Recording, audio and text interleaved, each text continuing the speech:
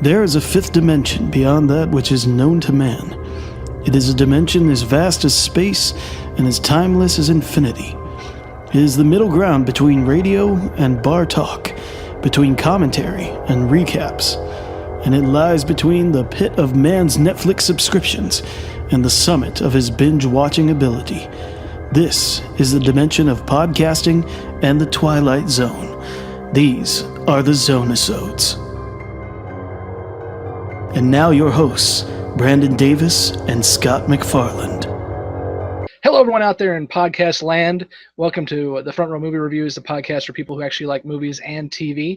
And you can always tell when I'm hosting one of these because I say land and Brandon says world. So my name is Scott McFarland, and with me, as always, I have Brandon Davis. And have we ever actually said if it was world or land? I don't know. It's kind of like I like California, you like Florida. Oh. Although I've never actually been to Disneyland. I've only been to Disney World. Whatever. Oh, I'm sorry. I spoke Disney. Craig's gonna get mad at me because Disney is off limits. Although Twilight Zone, Tower of Terror is part of Disney, so well, everything's under the Disney umbrella, isn't it? Unless you're in California, then you get Guardians of the Galaxy, which, as much as I'm a Marvel fan, really, really ticks me off because I love the Tower of Terror. I actually couldn't sleep a couple nights ago, so I watched a ride through of the Tower of Terror because I'm that big of a geek and YouTube is wonderful. Yes, it is. So we are on episode 4 of the Twilight Zone. This is actually episode 5 for us because we had an intro episode. And we are moving right along. The next episode we're going to be talking about is the 16mm Shrine. And I think the best way to get started off this thing would be for you, Brandon, to give us a little word from Rod about the 16mm Shrine. Picture of a woman looking at a picture. Movie grade of another time, once brilliant star in a firmament no longer a part of the sky, eclipsed by the movement of earth and time. Barbara Jean Trenton, whose world is a projection room, whose dreams are made out of celluloid. Barbara Jean Trenton, struck down by hit-and-run years and lying on the unhappy pavement, trying desperately to get the license number of fleeting fame. Man. I just wanted to hear you read that because she doesn't look that old, but she got hit by a car. Wow. I know. Well, we don't have Allison on here who would be taking Rod Serling to task for that. But I'm sure my inner feminist is going to come out a little bit in this one, so it's okay. But yes, women who were not old were considered old at that time. So for those who haven't seen the episode, we're talking about episode where Barbara Jean Trenton is a 1930s starlet who is now in 1959 and trying to relive her glory days by watching old 16mm films of her movies and also trying to get back into the world of Hollywood. Unfortunately, she is told that she's too old to do the roles that she used to. And so she is asked to do smaller roles and then roles that include being somebody's mother in their late 40s, because I guess that's, something terrible is being in your late 40s. But she doesn't want to have it. And when she meets one of her co-stars from the 30s and realizes he has been hit by a truck because he looks old because he's a different actor. She realizes that this world is not what she wants it to be, and she finds a way magically to be pulled into the world of the movies, and that is where we leave her. This is an episode I had not seen before, and I couldn't believe I hadn't, because man, I'm like, Rod Serling stole from Sunset Boulevard. Just a bit. And the writer of the score of Sunset Boulevard, Franz Waxman, scored this episode. Details. We were just discussing in the last episode how Rod was really pressed for time. So sometimes you're going to steal. But I have to say, I found this episode to be very well done. I thought that Really, and once again, as I'm always commending the casting, but he got some very, very good people in this episode. And Ida Lupino, who plays Barbara Jean Trenton, interesting choice because she wasn't all that old. No, listen, you start out saying, "Oh, she's been hit by a car by age." Like she looks like she's 39. Well, and the footage that was supposed to be from her old movies, she looks about the same age that she is in life. So I did like the fact that they went with her being the same in both times, but they went out and got a different actor to play her friend. I know he looks like well, it is a totally different actor. He looks like a guy who runs grocery stores in Chicago. That's what he looks like. Oh man, but yeah, just interesting. And when this episode drops, this will be far away from when we do the classics for All About Eve. But we just talked about this, Jeremy Allison and I, and the If all goes well, it'll only be like 4 or 5 weeks removed. It won't be too far away. yeah. Now, if all doesn't go well, it could be 2020. But no, Jeremy and Allison and I were talking about it because that movie is really about, partly it makes a comment about a bunch of different things, but about how women in general, but actresses at that time by New York and Hollywood, once you reach the age of 40, it's like now you just play grandmas and that's it. And we've progressively gotten a little better, according to Allison. Now it's 45 and you're still good. Yeah. According to Allison, you know, there's still a long way to go, and of course there is. But yeah, Ida Lupino was an interesting choice for this because she'd been an actress. She was in a lot of film noir, a lot of detective movies, but really kind of made her name behind the scenes because she was one of the first major female movie directors. Directed some films and really made a name for herself behind the scenes. So I'm sure. And she directed something we're going to be talking about in about a year and a half. Yeah. She is the only female director of a Twilight Zone episode, The Mask. Yeah. Yeah, so I'm pretty sure that she and Serling were friends, and that's how she made it into this episode. But does a really, really good job because she doesn't quite. I was comparing it to Sunset Boulevard, and it is very similar because it's about an aging movie actress who loves to sit in a dark room and watch her old movies and thinks she's living 30 years in the past. But she plays this part a lot more vulnerable than Gloria Swanson does in Sunset Boulevard. You really feel for this woman in this episode. Yeah, I like that you said vulnerable too, because the scene that really stands out to me that says that is when she goes into the studio office and she's trying to prove that she's still got it, that she could still do a leading part before her friend and or agent tells her that this part is much less than what she was thinking. And you know, she's always kind of touching her face, making sure that her face is on, I guess. She's wearing that veil.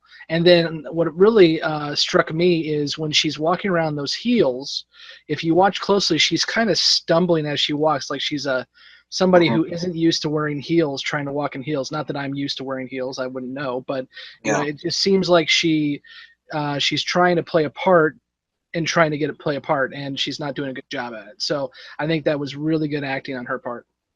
Absolutely. And I love the relationship between her character and Danny, her friend agent, played by Martin Balsam, who is one of my favorite actors from that time period. He's Arbogast in Psycho, the guy who gets killed on the stairs. He's juror number 1 in 12 Angry Men. And that's where I remember him, because 12 Angry Men is one of my favorite films of all time. And one of these days we have to talk about that in class. Yeah, absolutely. But that's where I remember him from, because his tour as juror number 1 is really, really good. And he's one of the best actors in that movie, which is saying the actors in that movie. Oh, yeah. And I like their relationship because when you think of like an actress and her agent, you think of, you know, users and being a guy being very smarmy and everything, but he really seems to care for her and sort of has been her only friend aside from her housekeeper. Yeah, and all these years. they never really hit on if he is truly her agent or if he's just trying to help her out. I mean, he does Yeah. make the contact with the studio, which tells me he's Mhm. probably an agent, but he obviously is very attached to her. I would almost say there's almost something not for her, but for him Mhm. romantic, and you can kind of tell that at the end when he's pleading for her to get out of the Yeah. screen. He's got a more of an in-depth relationship with her than she has with him. Yes, he does, and that scene that we've talked about, I think that's the driving scene where they're meeting with the studio head. That's a brutal scene when at the end when she's about to storm out, and Marty, the head of the studio, says that any part that she gets will be from like the community chest because it'll be nothing but charity. And man, Yeah, I mean, I understand what they're going for here, but and the actress, I've already said the actress they got was really good for this. But if it was me producing this show, I would have gone with a much older actress and play uh-huh, younger role as a different actress so we could see the difference. uh-huh, Because it's kind of yeah, startling to me to try to see that difference when it's the same lady with a little bit extra makeup in the 30s. I mean, it's kind of hard to relate with the studio head. Whereas, and if you had somebody come in who was maybe in their 60s trying to play mhm, a young woman, that would have made it more of an interesting scene for me. yeah. Um, the really interesting thing about this episode to me was about I would say the first half of the episode. I would say it's very atmospheric and everything, but it doesn't quite seem Twilight Zone-ish to me Hmm. because that there wasn't anything really supernatural or anything like that going on. Of course, the end twist is what makes it Yeah. classic Twilight Zone. But it was just a really interesting character study for about the first Yeah. 10 minutes. You really know, and that's the beauty of Serling's writing. You can figure out who these characters are within 5 minutes of a 25-minute script. And for me, this is one of the episodes I haven't seen in a while. Mhm. I have seen it, I remember seeing it, but this to me, because I saw it when I was much younger, was one of the boring ones. Oh yeah. So I kind of wasn't expecting much out of it just on my past bias. Hmm. But what I got out of it, and I know this wasn't what they were going for because of the twist at the end, Hmm. uh, but for me, I got parallels to early dementia. Yeah. And the fact that she comes down the stairs to meet up with her friend Jerry and is assuming Jerry is going to be wearing a uniform from a movie he filmed 20, 30 years ago. So to me, and this is probably just me adding something that wasn't there to begin with, but it really struck me as she's having some kind of early set dementia, and that's what we're dealing Yeah. with this character. Yeah. It's really interesting because she's the first half of the episode. She seems a little. I mean, of course, she's unbalanced most of the way, but it's not until Danny brings Jerry to the house, and And she then goes down to me, and you see just how damaged she is, and he, how he yeah, yeah, he breaks her fantasy right there. He it's a mental break, and that's yeah, when she gives up on and the then world, literally. absolutely, and it's Hollywood. I'm in the late 50s. The whole um, Hollywood's always been youth obsessed, but I You think think? I think it's interesting though. It seems like we have a lot more. We do have a lot more films with older people in them today, but it seems like at that time though in the late 50s when you had the Marilyn Monroes and you had the Jane Mansfields and all those people, a lot of these actresses who had been really successful in the 30s and 40s were now kind of falling to the wayside, and the place where they kind of found their refuge was television, Hmm. doing anthology series. People like Barbara Stanwyck and Betty Davis and people like that were really sort of making a name for themselves once again, doing um, really interesting work on television. And it's kind of interesting how Serling doesn't really play that in the episode, but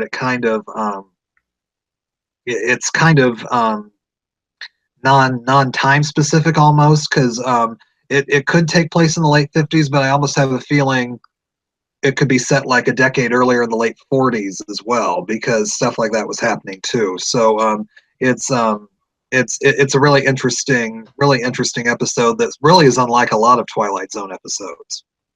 Another thing I noticed, since we're talking about dating the episode, this is one of the few episodes I remember that actually says what the date is. He says this is 1959. Yeah, it does. So, I mean, it doesn't really date the episode because it's No. the Twilight Zone. It does well of not dating itself.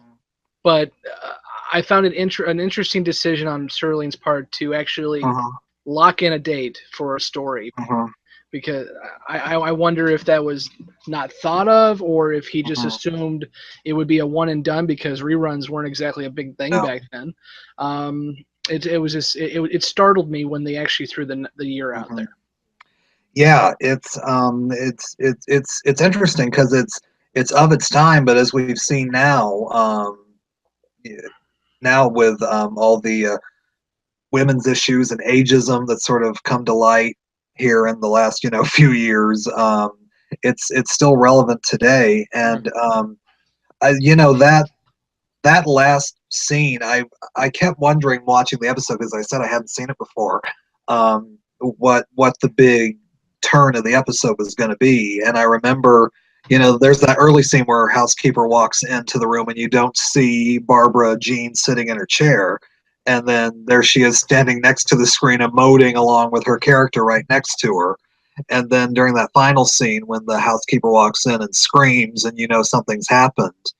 And then that moment when you see that she's actually gone to where she's always wanted to be in the movies, that's pretty powerful stuff. And I think Balsam plays that really well, calling to her as she's leaving.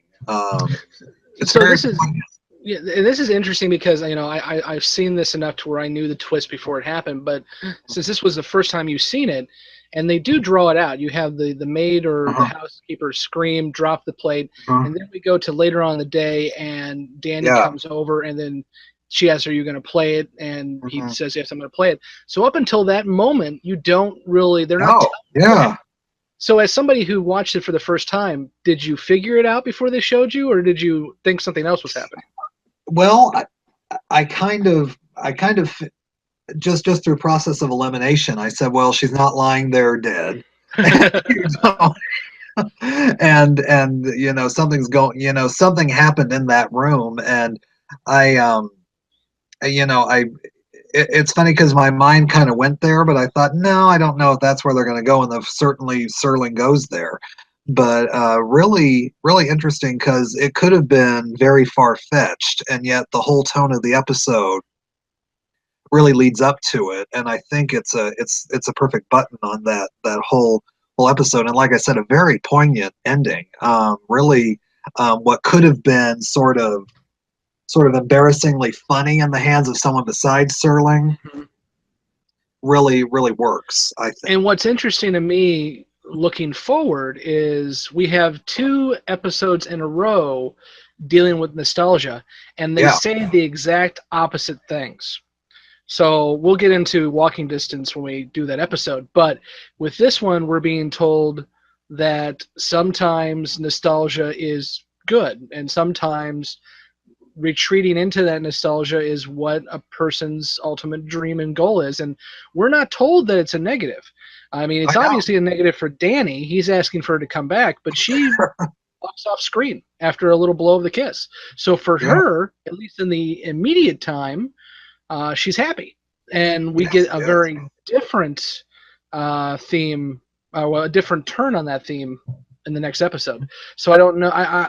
Again, production order and everything else, I doubt it was planned that way, but it is very interesting that that's how it happened. And what's also interesting is in that time period, nostalgia, just the idea of nostalgia really was not a huge idea until the 70s, when because at this time, movies, unless they were huge, like a Disney movie or like Gone with the Wind or something, they were in a theater once and then they were gone, and might be shown on TV every once in a while. And of course, TV shows, at this time were never Desi Arnaz ended up inventing a way to do reruns, and that's how we ended up getting them. But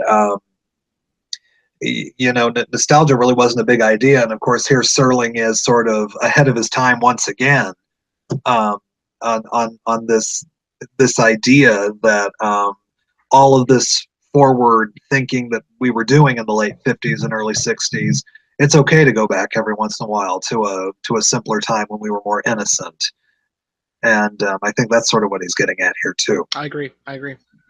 So before we go into our rankings, anything else you want to add about the 16 millimeter Shrine?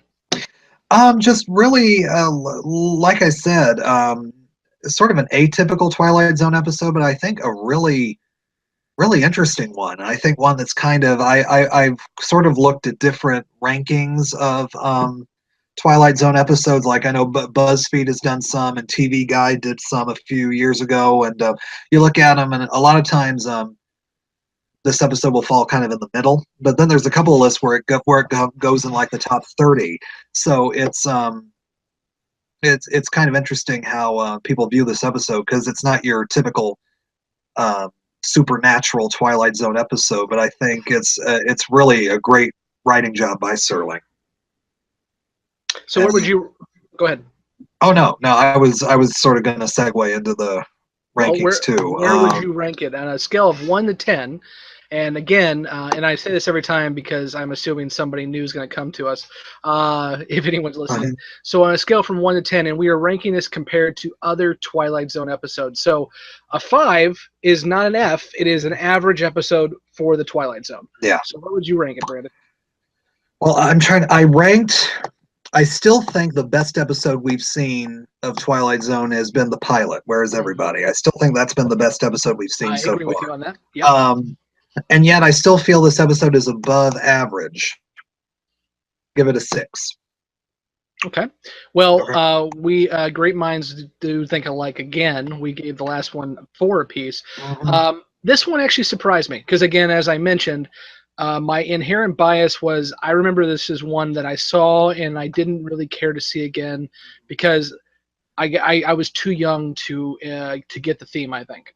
But now, being somebody who has gray hair and who will never be a diva again, unfortunately, I kind of get the idea of there are days when you would just like to go back 20 years and be with all of your friends 20 years ago when everyone was immortal and for what you believed beautiful. So that's an interesting theme to me. And again, it really struck me with what I saw was a person experiencing some mental issues, and I think they played that well. So I'm going to give it a 6 as well, which is slightly above average for the Twilight Zone. Yeah, absolutely. We talked about her sort of being mentally damaged and everything, and Serling at that time, mental illness was still kind of treated as a joke a lot of times when you look at movies and TV, and he treated it with great sensitivity in this episode, I think, which was ahead of its time as well. And I don't want to gloss over the fact that there is definitely some inherent sexism here. And we kind of hit on that. But the other thing too I want to point out, because this is the first time I think we've had to do it. When I went to school for my first round in college, I've had 3 now. When I went to school the first time, I have a degree in history. And one of the first things that is really pushed on you is historical and cultural relativism. So yes, we can beat up on this episode a lot for the sexism that's built into it, but I would prefer to judge it on what it was when it came out, because I think that's going to be more fair to the episode, more fair to the writer and the actors. And we shouldn't gloss over it, but I still think, based on what we have, this being a 1959 episode, I think it's above average for the show, and I think it does well. Yeah, I absolutely agree. And I guess before you close out, I'll give you Rod's closing narration here. Please do. To the wishes that come true, to the strange, mystic strength of the human animal, who can take a wishful dream and give it a dimension of its own. To Barbara Jean Trenton, movie queen of another era, who has changed the blank tomb of an empty projection screen into a private world. It can happen in the Twilight Zone. I love the fact that Rod is still trying to lock in. This could happen in the Twilight Zone. He did that last time too. Fate can do this in the Twilight Zone. It's like, I think as he gets a little later on, he's going to be less like, "Hey," but I do love his narrations. So that will conclude our discussion for this, the 4th episode of the Twilight Zone. And I did promise Brandon I was going to do something, and then I closed my calculator. So let's do this right now. Including our intro episode, we've had 5 now. So we are